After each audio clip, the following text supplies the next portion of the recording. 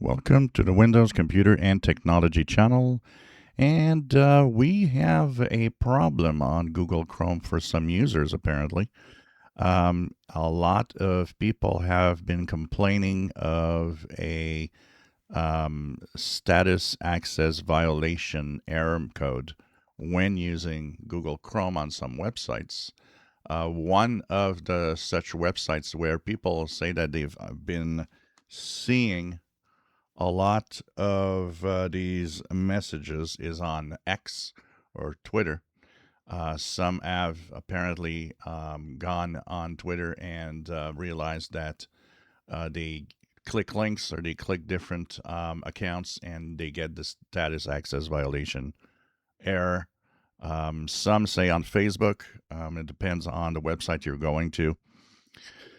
I will share a link in the description. There are two things that, actually, a few things. Apparently, it could be because of the GPU acceleration, the way it's done.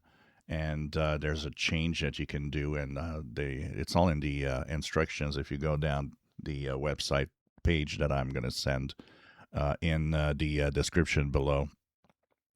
Now, the question is, both Chrome and Windows had updates. And so here is where we are wondering if it's the latest Chrome update or it's the Windows updates that are creating that Chrome issue. So this is an interesting one. If it's a Chrome update, well, the good news is it's probably going to be fixed within a few days than the next update. If it's a Windows issue, well, that's a little more complicated because Microsoft might not issue a fix before the end of the month. So check out the link. Check out the instructions on how to change your acceleration of the GPU within Google Chrome. Try that. Some people also have been deleting, the cache and all the temporary files and stuff in Google Chrome and said that they had some kind of success with that. The status access violation means that Chrome is trying to access memory that is not available, that's reserved. So because it gets there, it gets to an error code because the browser can't write or do anything with the RAM memory that it's supposed to assign.